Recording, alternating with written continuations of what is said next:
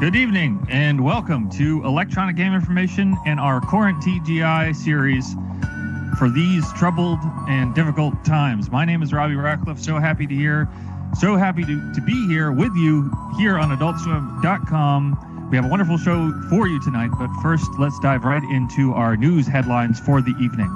First up, if you are looking for a wonderful action platformer for the entire family, one could do a lot worse than Super Magnetic Neo on the Sega Dreamcast. Super Magnetic Neo on the Sega Dreamcast was released in the year 2000. It is a action platformer developed by the wonderful people over at Genki, the people that brought us Bushido Blade, the Bushido Blade series, and on the PlayStation, and Kengo on the PlayStation 2, and I believe that there was 2 Bushido Blade games and 2 Kengo games. Genki, the people behind Super Magnetic Neo, this wonderful slippery action platformer where a young man with a head of magnetism, a magnetic head man, is tasked with overthrowing a great evil. A great struggle takes place between the head boy and his friends and the people of that world as they fight for what they need, fight for what they want, and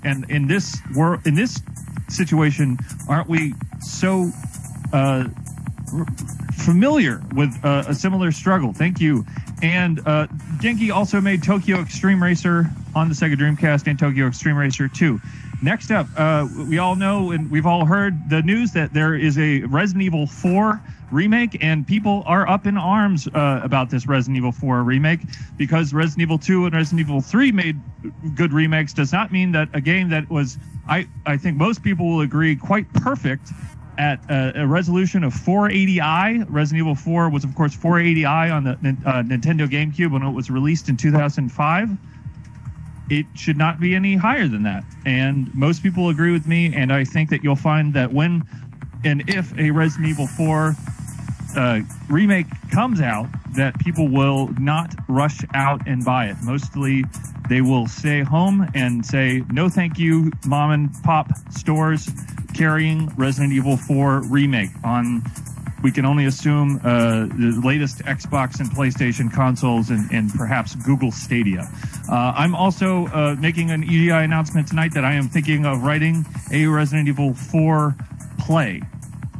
If you are a fan of driving, if you are looking for a club, and if you are a fan of driving and a fan of the Atari Jaguar, you could not do much better. You could do a lot worse, but you could not do much better than Club Drive on the Atari Jaguar, released in 1994. Club Drive answered and asked the question, who do you drive with? Do you drive alone, or do you drive with the team in the club? And answered that question that I drive with the team. I also drive alone in these amazing, at the time, polygonal environments, recreations of the Golden Gate Bridge, and of course, beautiful downtown San Francisco, the Golden Gate Bridge, one of the classic bridges of our age.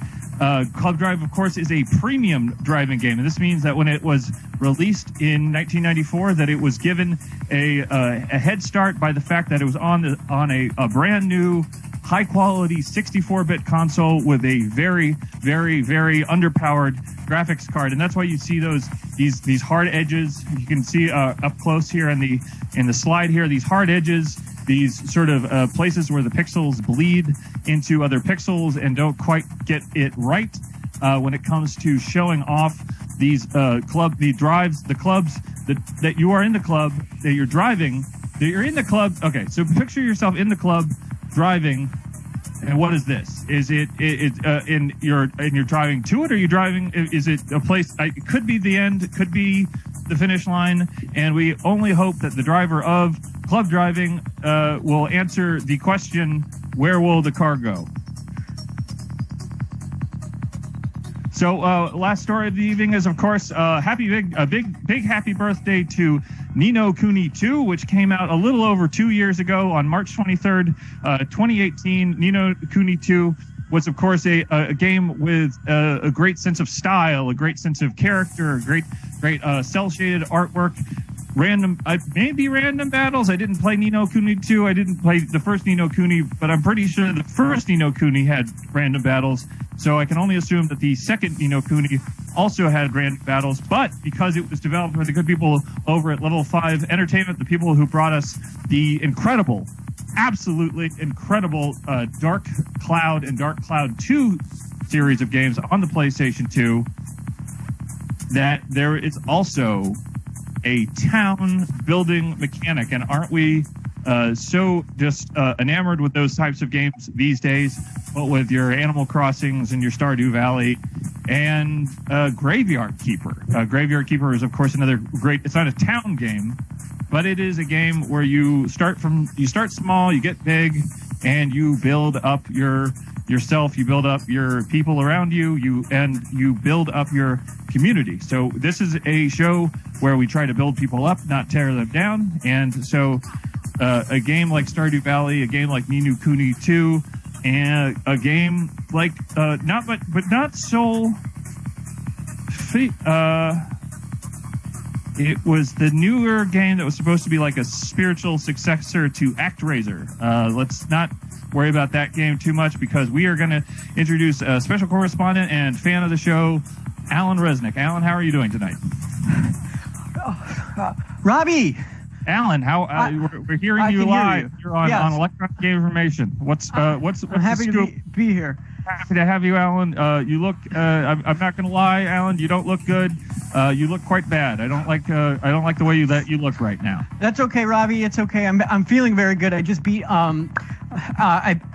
I beat Half-Life Alyx. Congratulations, Alan. There's nothing. Here's the thing: is that there is something sad about playing a game to its conclusion, isn't there? Yeah, I think I'm happy to be back in this world, but when I just beat it moments ago. I've been in there. I've been playing it since the last EGI, and there is something about being pulled out of a world like that, because I was gone. I was fully gone. If you understand that, I was fully gone. I was in a beautiful. I was in City 17. It was terrifying, but it was wonderful. City 17, of course, is the place where in Half-Life 2, where you show up on the train. It's a commuter train, though, isn't it? Now it's not a subway, because it kind of looks like what you might see in a New York subway train, but in fact, if you kind of pay attention to what that is, that does seem to be a commuter train. And having visited places that have commuter trains that have carriages that look kind of like subway cars, I think I can make that distinction with some what do you call it? Authority. Well, some of the trains were broken, but some were above ground, some were below ground. But you do ride. There are several trains in. It's not a game, actually. It's more of a world. Says, "Welcome to City 17. I decided to live here, so won't it be nice for you to live here?" And who said this? The beard man, and watch that and. Watching those clips, at least once a week, I go back and I watch the clip of the man with the beard on the screens in City 17, and I do wonder. I hope that acting Dr. Breen, I hope he turned out okay, because I figured it out that he doesn't in the end of Half-Life 2, but there's so much open-endedness in the Half-Life series that I think that he could have survived and he might be doing quite better. I can't. Yeah. Well, this is a prequel game, and anyways, as I was saying, I had a full life there with a family and everything, and I was with people who I deeply cared about, and I passed into another dimension that was quite stunning, and I do have to say that. There's something about being back with you, Robbie, which is not a blessing. I mean, it is a curse. No, it's not a curse. It is a blessing, because I do love Robbie, and I want everyone to know that I do love Robbie. But there's something just not as tactile about this world, and I am quite dizzy. But what you said last week about the mind of God, I think I think I actually know what you mean now that I've experienced some time in this heavenscape that I experienced. And it would very understand that there's very detailed object interaction. You can interact with a lot of objects in the environment. You can bring them to your hand. You can look at, turn them over. I mean, isn't that quite like Shenmue when that came out in the year 2000? Yeah, it was quite like Shenmue, but and what you're saying is I have been having a hard time since leaving moments ago. I've been having a hard time grasping objects, and I do want this show, this episode of EGI to end so I can go back. I want to go back. Why do you want to go back? Yeah, of course. So when it's like, if I can just do a quick demonstration for the EGI audience, it's sort of like you pick up an object and you kind of just like look at it like. How do you do? Yeah, yes, and I actually can. I feel like I can grab that. And you turn it over, and it's sort of.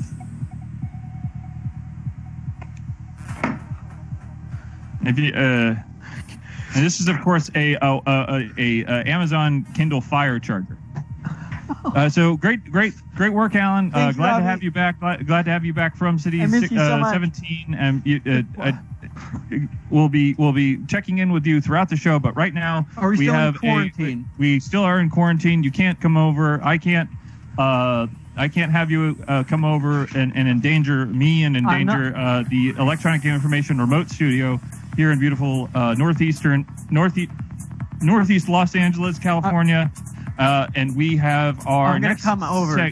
You can't come over, Alan. We have our next segment, Alan. Are you excited for a segment? It's a rerun of an old segment, but with a new twist, and that is, of course, how much does it cost versus how much am I willing to pay for it?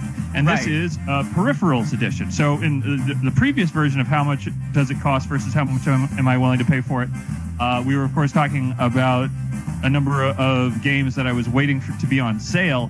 And in Peripherals edition, we're not quite doing the same thing. We are looking just at game controllers and peripherals that I've already got all the controllers I need, so we're not looking at a sale necessarily. We're just sort of looking at one might say a once in a lifetime opportunity to buy these wonderful controllers. And let's dive right into this. It's so wonderful, Alan, to be able to use this new platform, this new show, this new version of the show in this new context to revisit the old segments from the older episodes, but in a new way, kind of glossing a new sort of cream on it, like a glistening cream. Let's start right off with the first game controller that I would like to bring right up. This is an easy one for me because I do think that these 8-bit do controllers tend to really get people excited. They're extremely well-built controllers, especially considering I think the stigma surrounding third-party controllers on these systems. The fact that 8-bit Duo has been able to make controllers that people actually get excited about. This is one of, some people might say that this Switch controller, the Switch Pro controller, made by 8-bit Do and made in the style of the old Super Nintendo or Super Famicom controllers, is quite a popular controller. It's currently MSRP is around $44.99. It sort of hovers between $44.99 and $39.99. But I don't want to buy it for that, and although I would like to try one for myself, I'd be willing to pay a fairly premium price. But because it is a new controller and it is on the Nintendo Switch, $30.99.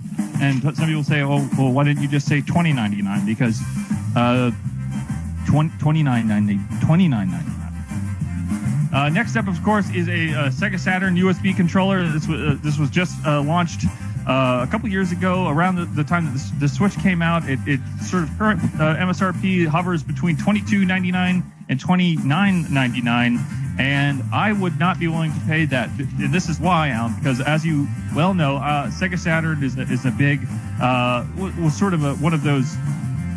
I would say a large part of my personality comes from the fact that I own a Sega Saturn. I owned a lot of these games that are quite overlooked and currently quite rare and have just marked. I mean, you look at a copy of just even a decently cared for copy of Panzer Dragoon Saga will send you back. Panzer Dragoon, we're talking about Panzer Dragoon Saga. And if you see that on eBay, you see it for $400, $500, just the discs. Not even with your slip cover, not even with the crystal case. You want me to check? It's quite fragile. No, we've checked it here at Electronic Game Information. We do check these things before. So this is a controller that I would not buy because I don't have any current Saturn games, and there's not a current Saturn there doesn't seem to be a Saturn Classic on the horizon for Robby and Electronic Game Information. So $9.99. I would like to just own the controller just so I can, show it to friends from high school who might come over and say, hey, you remember those Sega Saturn 6-button controllers that we used to play Night Warriors using? Here's one right now. Collection. $9.99. That's a good. Next up is, of course, the Wii peripheral from Buck Hunt. Buck Hunt, or Buck Hunter. Can you show me what it is? Okay, so it is a Wii peripheral that takes your Wii remote and Wii nunchuck and puts it into a shotgun. So if you think about you love these VR games, Half-Life Alyx. VR games. Half-Life Alyx is a VR. It is VR. It is not real, but you wouldn't know from playing it. And it is, you wonder what the history behind those games are. Well, you might look no further than Buck Hunt, the shotgun controller from Buck Hunt or Buck Hunter. It's hard to it's very difficult to see how much the actual current MSRP is for the Buck Hunt. It's sort of a shell. It's sort of a hose. It's a housing hose. It's a house for your. Robbie, I'm going to come to your house. It was released with the game. It was $69.99. That doesn't seem to do. I didn't really know. $69.99 was with the game disc. I will come to your house. So I'm going to pay $4.99 for that house. All right. Next up is the game Phantasy Star controller, the Phantasy Star Online controller with a big keyboard right in between your GameCube controller, so you can type fast, you can type quick. I would actually be willing to pay $4.99 for this GameCube controller. Although if you how much? $4.99, Alan, $4.99 for a game. It's got the keyboard in the middle of it. And if you get one of these Switch docks, here's the rub, Alan, is that if you get one of these Switch docks for your Nintendo Switch, one of these third-party docks, some of them have GameCube controller ports. So what my thinking is that you plug the GameCube Phantasy Star Online controller into the GameCube dock. How? And that allows you to use the keyboard in Animal Crossing. It makes a lot of those conversations that you have with the animals, with your friends who visit the town, the island that you've created with all of your effort. It makes that one little aspect of life on the island a little bit better. I haven't been playing Animal Crossing, of course. I've been searching for the prices. It's very hard to find the prices, the actual MSRP prices for some of these things. Of course, this is the PlayStation. What is that? VR controller for the PlayStation. Is that for your leg system? So this is of course, a housing for the PSVR wand. They don't call it a Wiimote. They call it a wand, I think. Okay. And I would be willing to pay $4.99. Maybe $39.99 was the price of this next controller when it came out for the Sega Dreamcast at launch with the very famous fishing game. It's the fishing controller for the Sega Dreamcast. I would be willing to bet that it was around $39.99. It was difficult to find, of course, the actual price of this game. You can see, of course, that wonderful textured analog pad at the top of the. Robbie, could you use the fishing controller to control fish in a game? Yeah, you fish in the game, and it would be wonderful if one of these new Final Fantasy 15 games allowed you to plug in the fishing Dreamcast controller and use that, because I think I would fish more. Maybe you could plug it into Stardew Valley. I don't know. Or Animal Crossing. You can fish in Animal Crossing. You can fish in Animal Crossing, but this is a Dreamcast controller, and Dreamcast was a Windows CE based system. How do you know all this stuff? So it's got to be easier for this with an Xbox is what I'm trying to say. But how did you know it? Well, I would say I would be willing to pay $4.99. These next two controllers are just very, very difficult to find the original MSRP for them, because some of them didn't quite come out in the United States. This is the Namco Neo. It's MSRP. Here's the weird thing, Alan, is that so it says Neocon. You think it says Neocon, but then you look and it's sort of this weird circle with an arrow on it. You see that, Alan? You see the circle with the arrow at the top, sort of like a like a refreshing kind of refresh. This so that also kind of looks like a G to me. So maybe it's neg. So we're looking at the Namco Nedcon controller, which of course was made for the PlayStation. You want me to just Google Nedcom? And what the way that you played it was that you. No. We've got it. We've got the price. We know how much I'm willing to pay for the price. Willing to pay the price. I will go. Okay. So back the way you play play the game is by twisting. You would play Ridge Racer by twisting the controller like so. That's what that circle is in the middle is a twisting motion. So it's a very strange way to play a driving game. But some people love it. It was definitely for a very niche market. If you're somebody who prefers Ridge Racer over, say, the more establishment Gran Turismo series, Ridge Racer was a bit of an upstart. Well, it wasn't always, but it became one, and I would be willing to pay $4.99 for it. Final controller in the segment is, of course, the Dragon Quest Slime controller. This is actually the PlayStation 4 controller, but version of the Dragon Slime controller. But what I was looking for, and instead got the PlayStation 4 controller. I was looking for the PlayStation 2 version that came out with Dragon Quest 8 on the PlayStation 2, which is one of which some people say is the game that really cracked open the Western market for the Dragon Quest series, Alan. Yeah, I also have said that about the Slime controller. And these Slime controllers are fun, and they're fun to hold, and they're round, and there's a little face on the bottom. And you can't see that because this is just... Can I see the face? You can sort of see the eyes if you look at the bottom there. Yes. Okay, cool. It's cute, like a mom. See? There's the eyes, the slime, and the slimes are some people say slimes are the soul of the Dragon Quest series. Slime is the soul of the Dragon Quest series. So, it's slime from the game. Slime from the Dragon Quest series game. I've seen the slime. Great, and that was the current super laid back version. New laid back version. Old. We're old. Everything is old. Everything that was old is new again, Alan. And now I'm just keyed up because I love talking about these controllers. I love to tell people that I'm willing to pay $4.99 for a controller, and I just got to do that. So now I'm extremely keyed up. So it's time to relax with some mid to late 90s FPS footage. How does that sound? Okay. So let's get ready to do a visualization. Let's try a sitting visualization. So let's straighten our spines. If you can straighten your spine, Alan, just kind of make sure that your core is engaged while you're sitting down. Oh, you want me to sit? You want to make sure that you're able to breathe properly, that your lungs are able to expand properly. You're not putting any pressure on the base of the spine. I think is how it works. There's put pressure on my spine.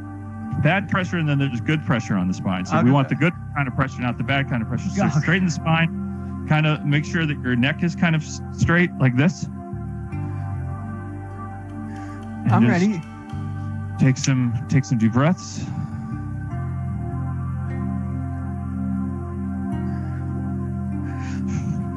Now imagine that you're walking into a retro gaming convention in Pasadena, California. That was canceled due to the coronavirus. Okay. And you're walking through the tables, you're walking through the booths, you're passing a lot of interesting gaming tchotchkes. Wow.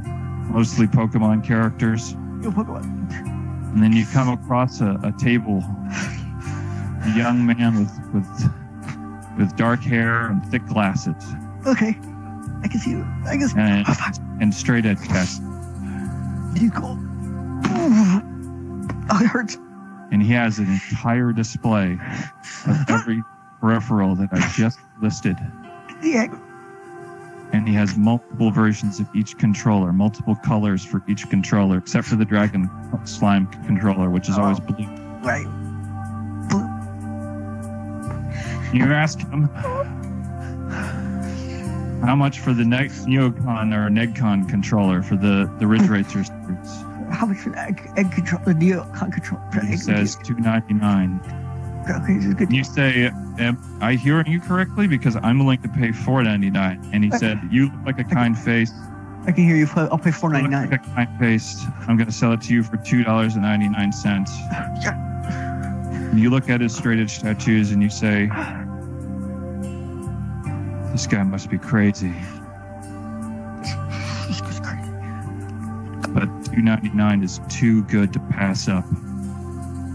And you leave the Pasadena Retro Gaming Exhibition with that Ridge Racer controller, Okay. with an extra lightness in your step. Yes. Now let's watch the clip. Okay, I'm ready. We're ready.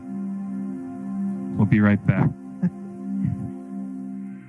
More than 25 millennia ago, mankind began the first tentative steps to the stars, equipped both with shockingly primitive technology and a burning desire.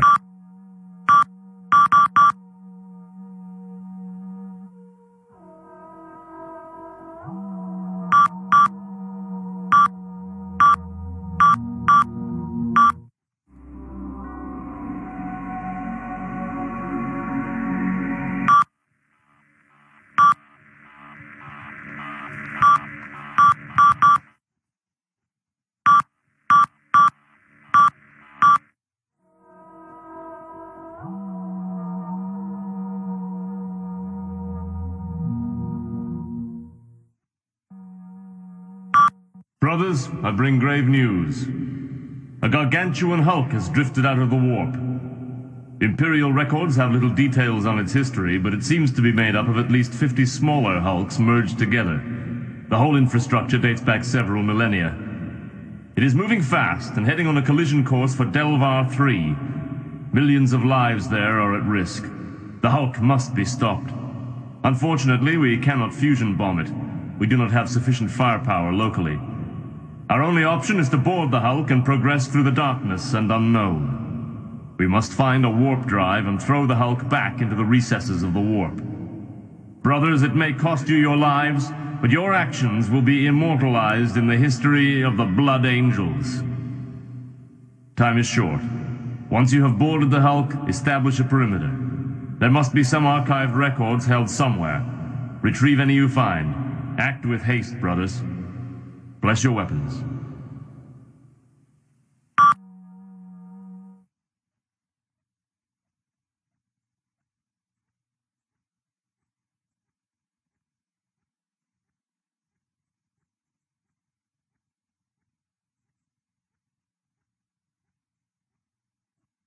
Here are your objectives.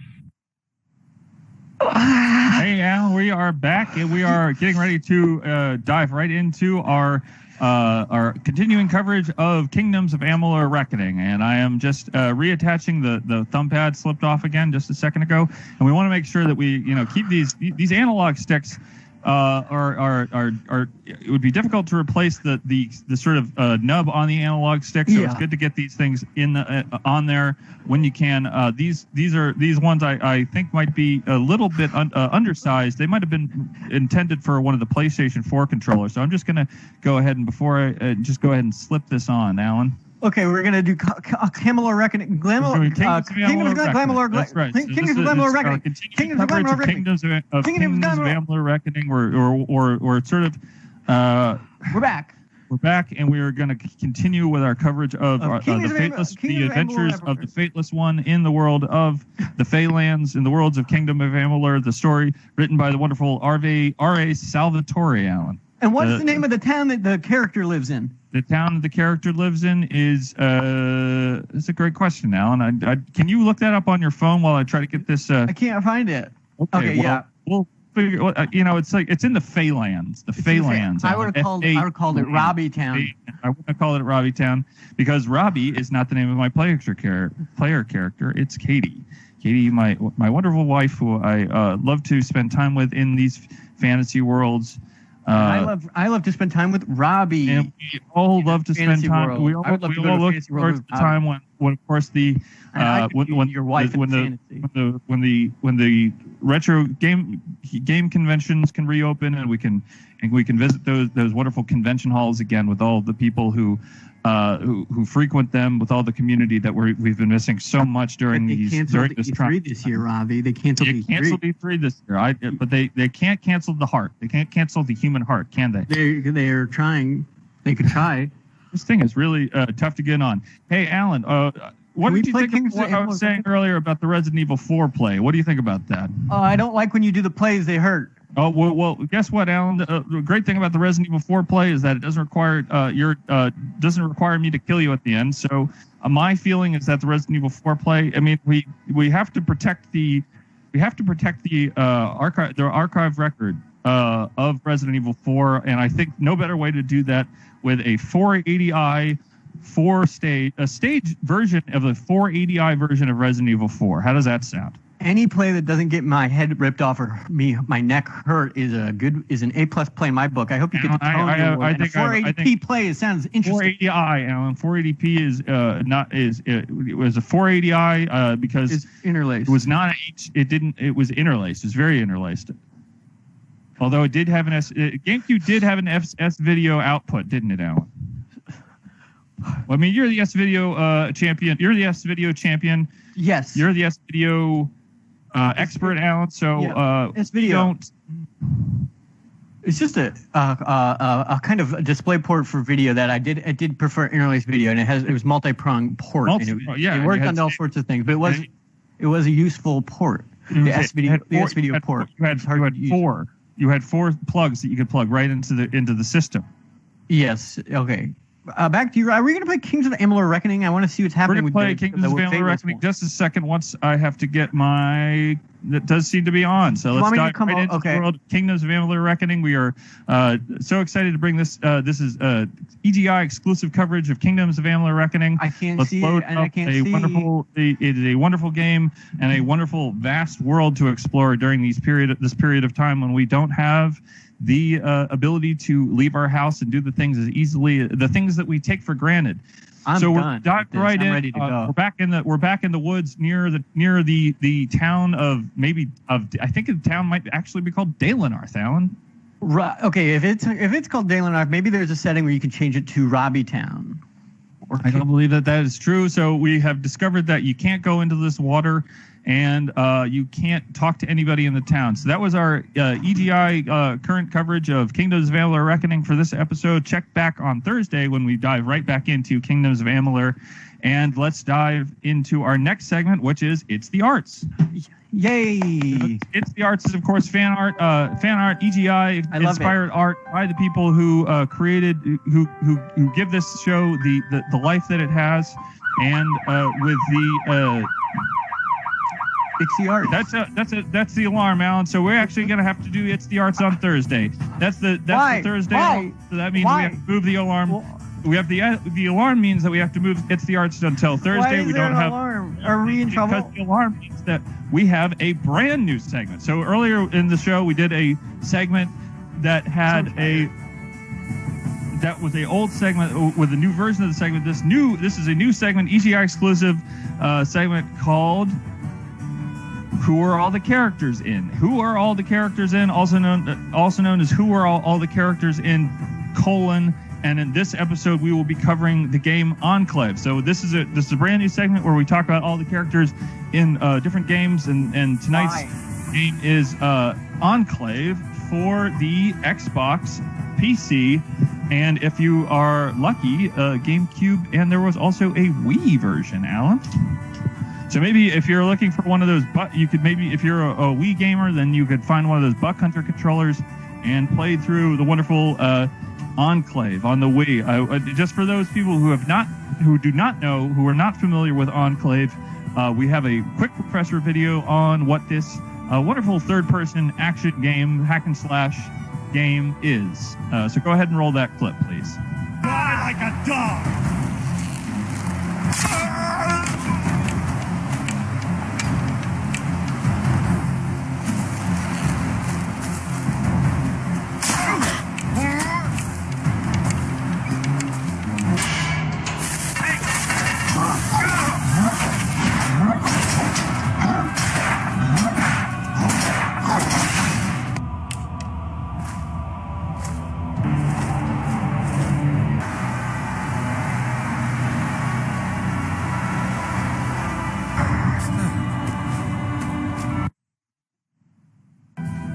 And we are back with Who Are All the Characters In? Who are all the characters in Enclave? Alan, are you excited about the new segment? Yep, very. Who are all the characters in Who are all Enclave? the characters in Enclave? Now, Alan, This is not the arts. We This sort is not we art. sort of slipped. It's the arts. It's a new segment. It's called Who Are All the Characters In? And it is just all the characters that you can select when booting up the wonderful game Enclave on the Xbox, PC, and if you're lucky, GameCube and Wii. Alan, we are unable to take calls tonight because we have switched over to a new platform, but we are going to be looking at the chat very closely, Alan. So we've got Alan here on the chat live on AdultSwim.com. Alan, I need you more than ever to tell me exactly what people are saying about Enclave in the chat because Okay. I need them to help me dive right into all of these wonderful characters that you can use to go on your adventure in the game Enclave from Starbreeze Studios. You want me to look at the chat, but I cannot see anything right now. My eyes, everything is just fuzz, and it moves with my head. You know what I mean? Well, like when I'm Alan, looking at the chat, do you understand what I'm saying, Robbie, about the chat? Alan. When I look at it, it is always with me. Yes. No matter So which if you look direction I move my straight- if head, you it look makes straight me at- feel if very, you- very sick, and I have gone to the bathroom. Okay, well, the way that you look at the chat is that you open both eyes, you stare at the screen, and eventually it'll come to focus. It's just like the eye test that you do at the doctor. It's the chat. It's on AdultSwim.com/chat. I'm going to try to read it, but it is making me very, very dizzy. Do you want me to try to read We are it? talking, of course, about the game Enclave for Yes. for these wonderful systems that I listed earlier. These are all the characters in Enclave, and I have a list of the characters right here, a little packet.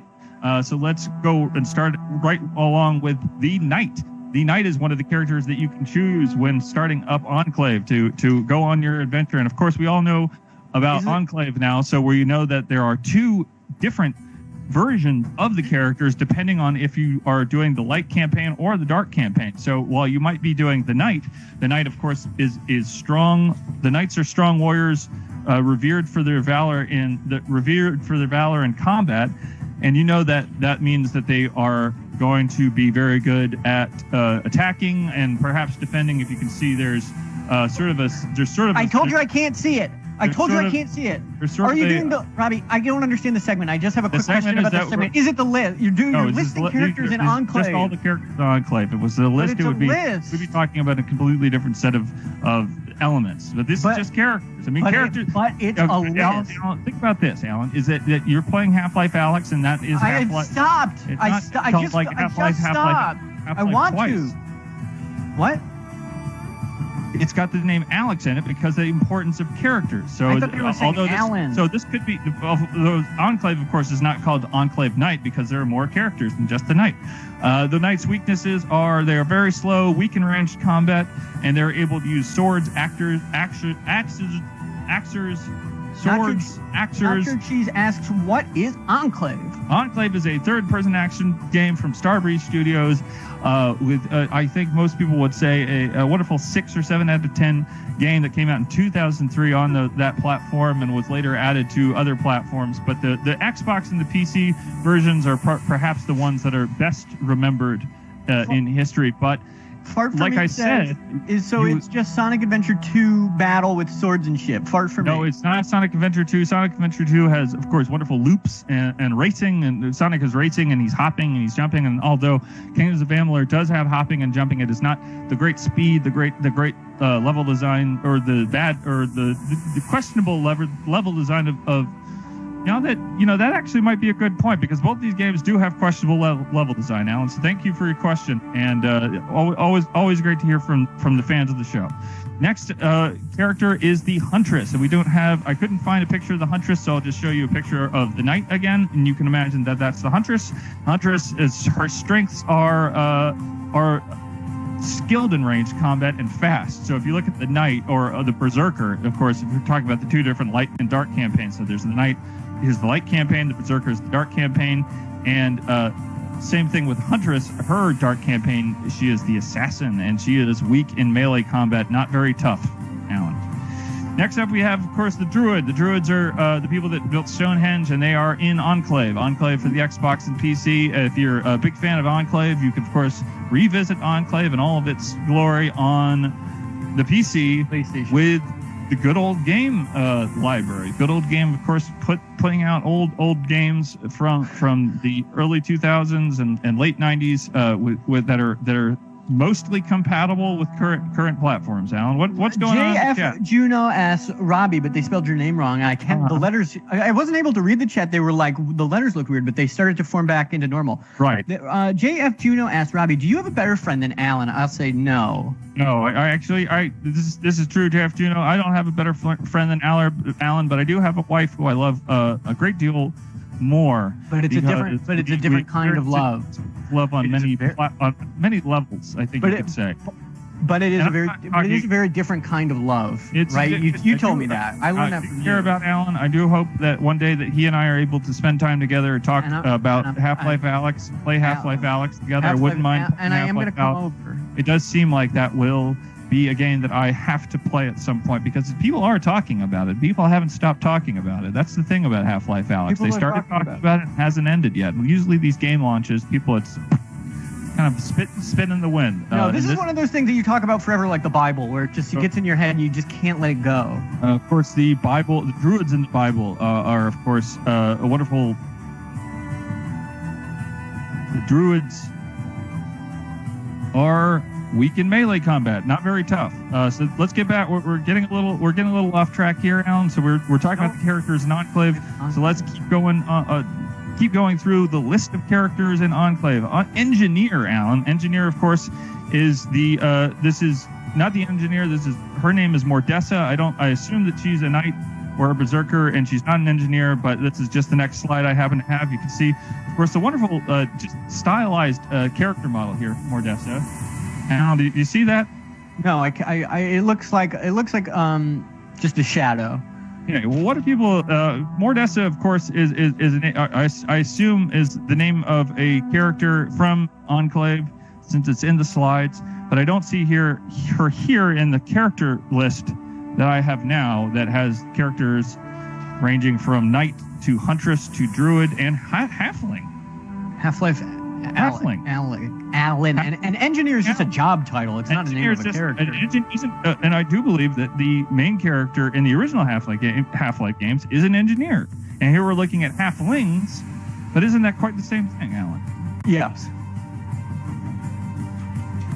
So let's go straight down the list to the wizard, the wizard in the light campaign, the lich in the dark campaign. Lich is always a word that's confused me, because I do believe that wizard is some sort of it's like necrotic, some sort of necromancer, or perhaps the wizard went bad, I think is what happens, and he's tougher than the druid, and he's tougher than the sorceress.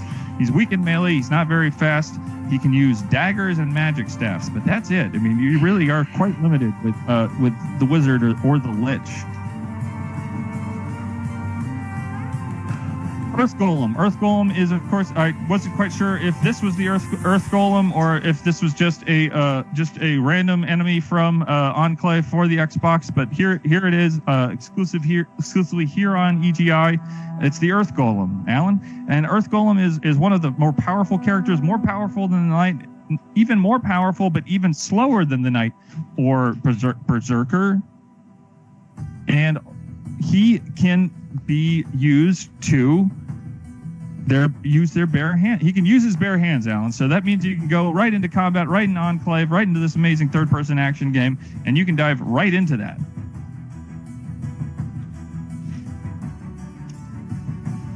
So that was our brand new segment. Who are all the characters in Enclave?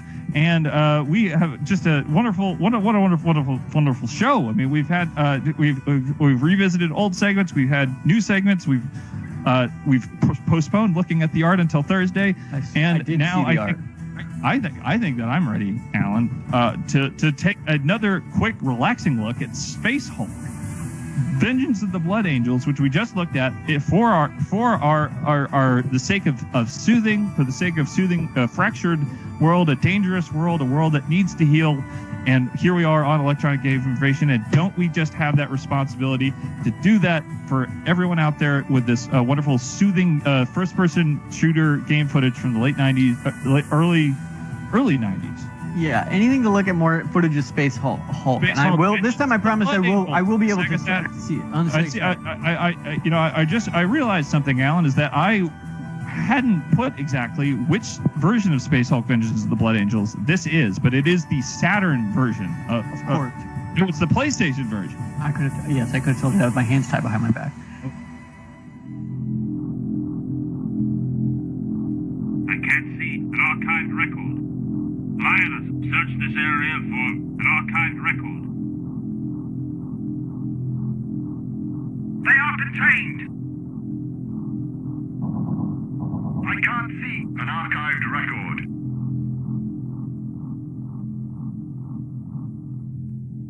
Sergio, let me past.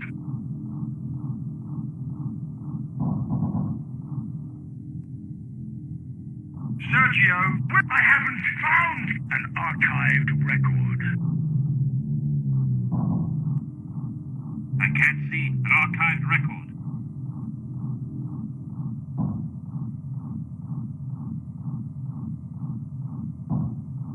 I haven't found an archived record.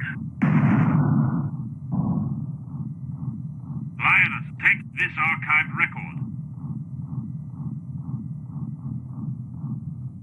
Lioness, proceed to this area.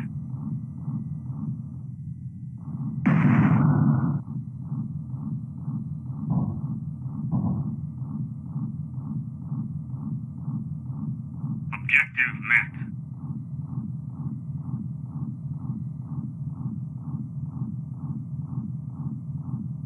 Lioness, hold this point.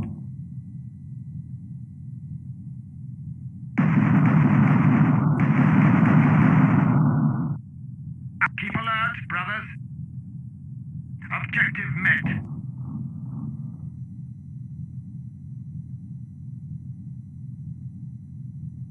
This door is sealed.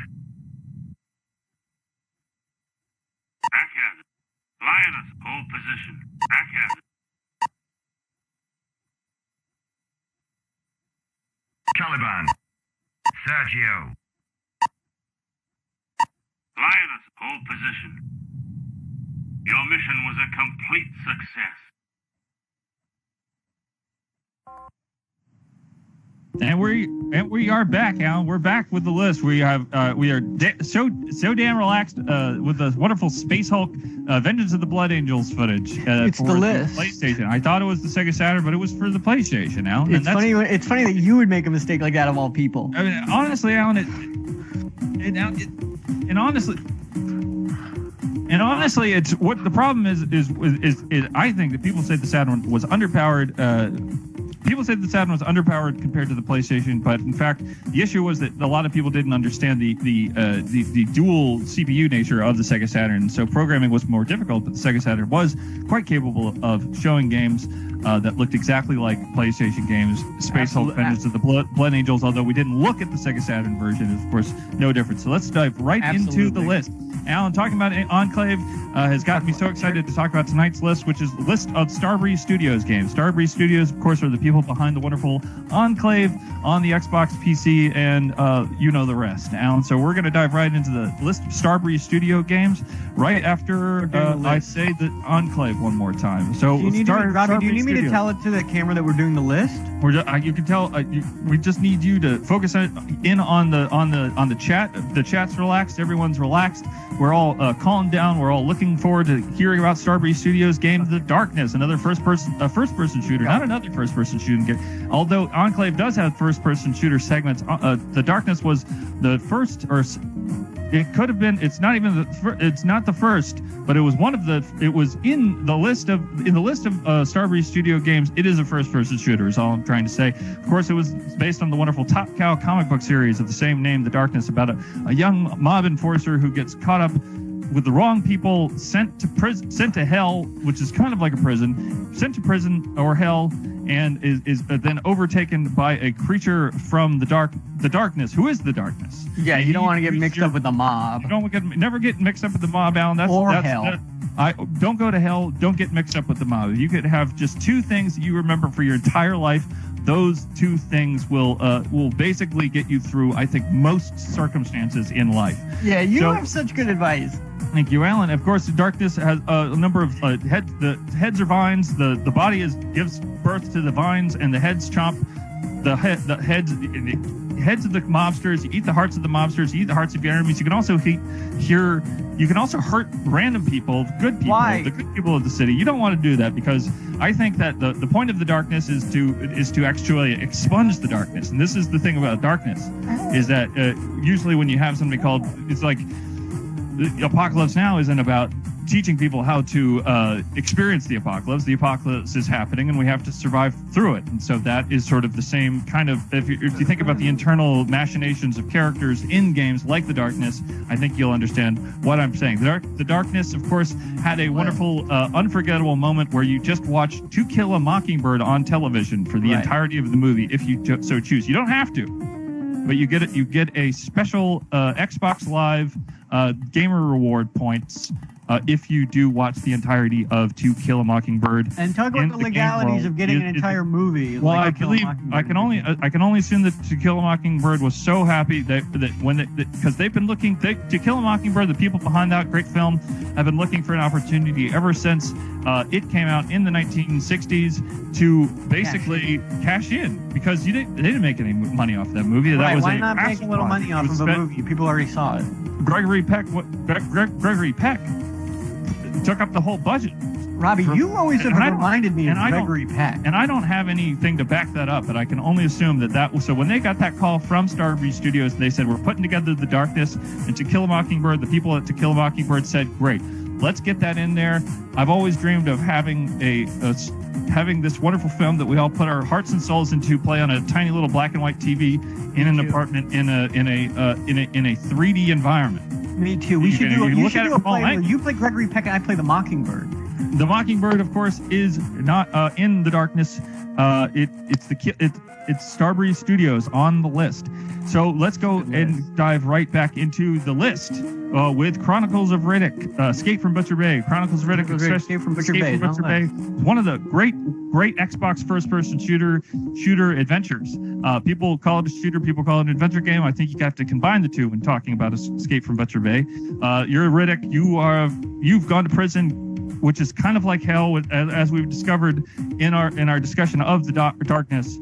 And so we are going to have to assume that the Riddick is experiencing his own personal hell as he escapes Butcher Bay.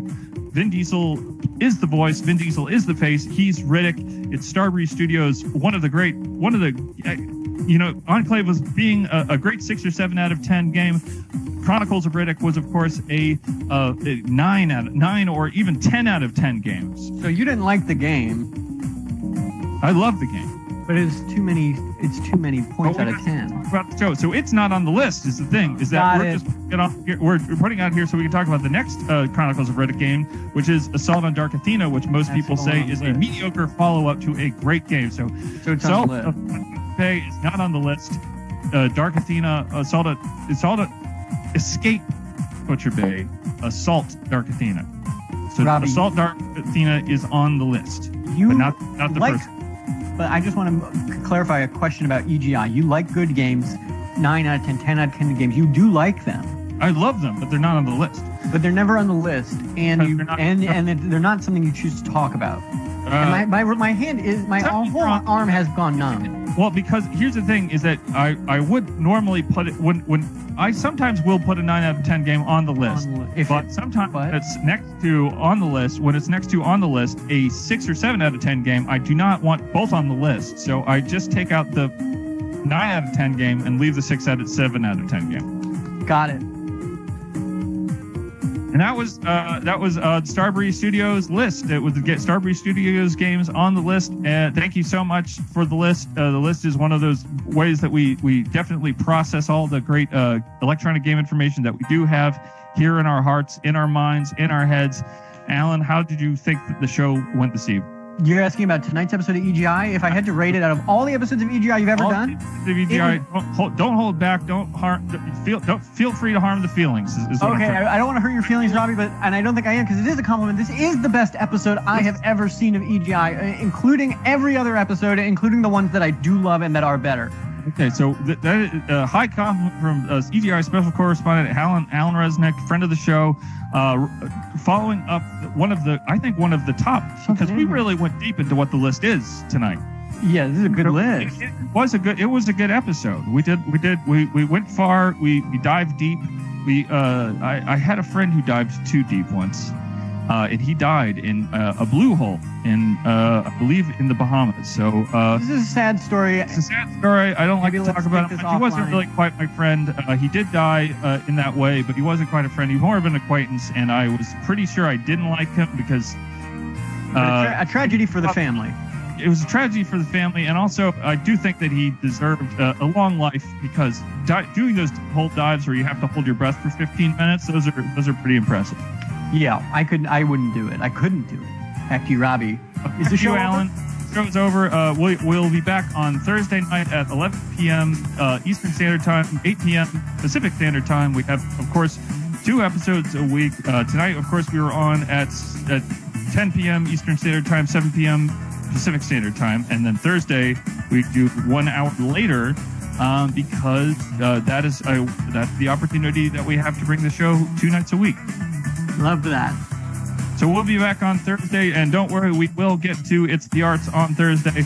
Apologies for the confusion earlier, but we did have a brand new Enclave-based version of a new segment that you'd never heard of before, and we needed to get that out there, Alan, and now it's out there. So people I do miss the arts, and I am going to come visit you, Robby. I'm going to come over because I do think the quarantine is about done.